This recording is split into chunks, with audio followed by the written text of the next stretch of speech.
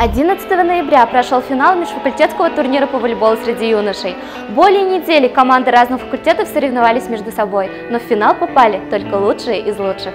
Спорт – одна из важнейших составляющих студенческой жизни, и наш вуз не обходит это стороной.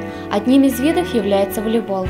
Толпы болельщиков, бурные эмоции, восторг и ликование – все это сплотилось в единое желание победы наших игроков. Наши немного проигрывают, но мы все равно в них продолжаем верить и надеемся, что они выиграют. Наш победят, что говорит. И я желаю команде нашего факультета успехов, чтобы не выиграли. Но сейчас вот наша игра, мы все в предвкушении, и все готовы просто болеть. Наверное, сорву голос, как обычно, болея за наших. Ну, в общем, удачи им, удачи ребятам.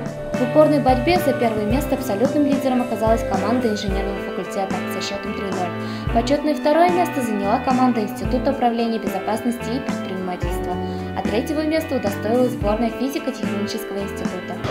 Игры прошли достаточно интересно, борьба, квалифицированные судьи, претензий со стороны участников нету. Правком нас поддерживает. И болельщикам огромное спасибо, потому что поддерживали. И будь здоров, поддерживали, конечно, хорошо. Игра была трудная, но это счет только 3-0. По счету только так легко, но по игре даже очень трудно было. Но игра была очень хорошая, напряженная. Все боролись до конца. Я верю в свою команду. Они очень хорошо сыграли. Была борьба упорная. Боролись, как говорится, не на жизнь, а на смерть. Игра окончена, и духом их единства остается только восхищаться. Ради такой насыщенной атмосферы надо сходить и увидеть все это своими глазами. Просто ошеломляюще, тут студенты все болеют, они, видите, как поддерживают, все студенты пришли, болеют от души.